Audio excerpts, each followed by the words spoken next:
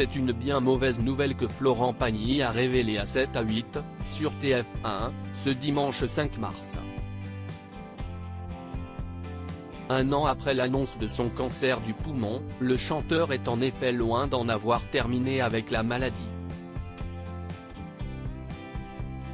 Il y a un ganglion qui a fixé, ce qui fait qu'il y a des risques de métastase, explique-t-il au micro d'Audrey Crespo-Mara lors d'un entretien enregistré le 26 janvier dernier. Sans parler de rechute, les résultats des examens passés à Buenos Aires quelques jours avant cette interview ont montré des images pas terribles qui l'ont contraint à retourner en France. Les médecins disent qu'il faut analyser. Je rentre à Paris pour faire une biopsie. Une mauvaise nouvelle dans ce combat dont il assume la responsabilité, je n'ai pas fait le traitement d'immunothérapie. Peut-être que si j'étais resté en France, je n'aurais peut-être pas ce ganglion. C'est un peu de ma faute. Plus tôt dans ce reportage, Florent Pagny explique qu'il savait à quoi s'attendre.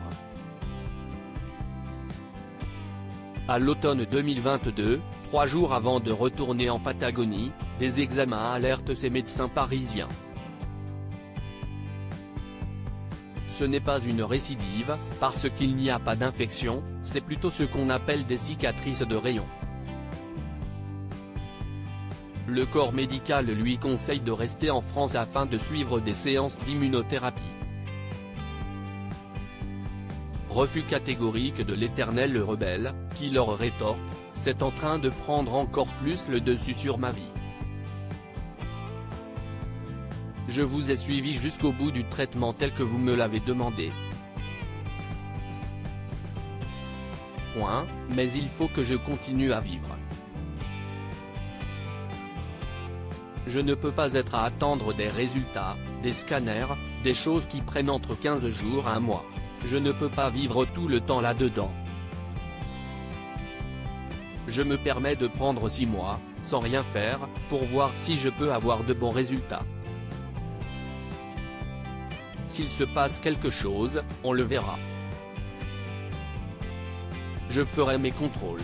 Rebelle mais pas inconsciente. Audrey Crespo-Mara n'a pas manqué de rebondir sur cette attitude d'éternel rebelle. Oui, bon. Ce sont des vieux trucs que j'ai toujours et housse, depuis tout petit. C'est dans ma nature. Je suis rebelle mais pas inconscient. Le membre historique du jury de The Voice a du caractère et affiche sa volonté de ne pas céder à l'abattement. On ne va pas non plus avoir peur, on va faire ce qu'on a à faire. Mon premier traitement a plutôt bien marché, s'il faut le reprendre je le reprendrai, en fait, ça fait chier cette histoire, ça ne s'arrête jamais. Il y a toujours quelque chose qui finit par réapparaître. Article écrit avec la collaboration de 6 médias Crédit Photo, Rachid Bellac.